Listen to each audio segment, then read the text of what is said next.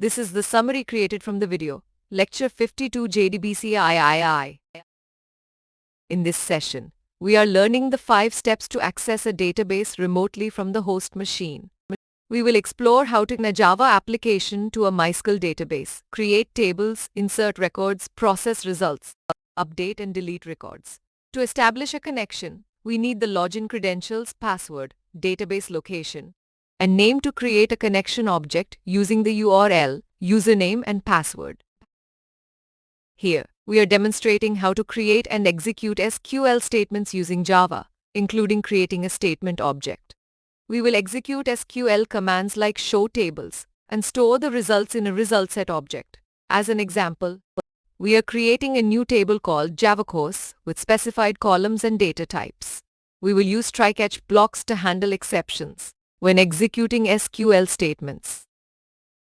Now, we are explaining the process to insert records into a table from a Java application using the connection, statement, and result set objects.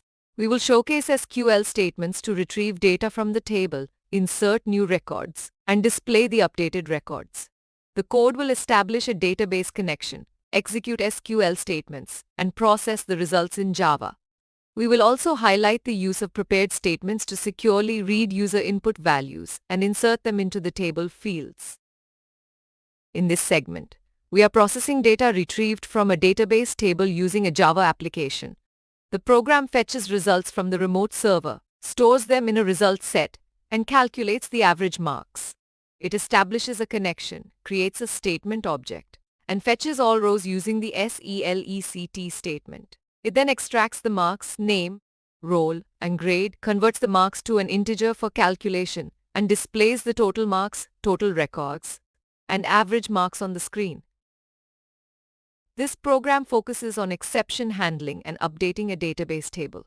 It establishes a connection, creates objects for statements and results sets, and declares strings for JDBC connection steps. It then executes SQL statements, including a new PATE statement that modifies a record matching certain conditions in the Java course table. The program checks if the update was successful by refetching and displaying the data. Here, we are explaining the process of deleting records, which involves creating statement connection and result set objects, and establishing a connection. The necessary steps are placed in a try-catch block. We will show the result before executing the delete query, then execute the delete from Java course statement to remove all records from the table, which is a dangerous command. After that, we will fetch and process the remaining records, if any, displaying null if there are no records left. In this demonstration, we are deleting a table using the drop command, establishing a connection and executing queries. We will execute the showwtas statement to display the existing tables and the showdatabases statement for all databases. The getResultSet method returns a result set, which we will print to display the table names, including Java course. Then, we will execute the droptable Java course command, which permanently deletes the Java course table, even if it contains records. The demonstration also covers SQL Server installation and JDBC driver installation for executing statements. Throughout this course, we have established a database connection and executed various SQL commands. We demonstrated creating, inserting, updating, and deleting table records, as well as calculating total and average marks from fetched result set data.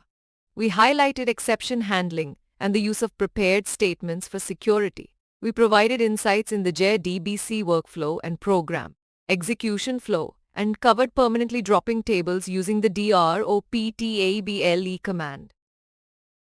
Please stay tuned for more summary videos.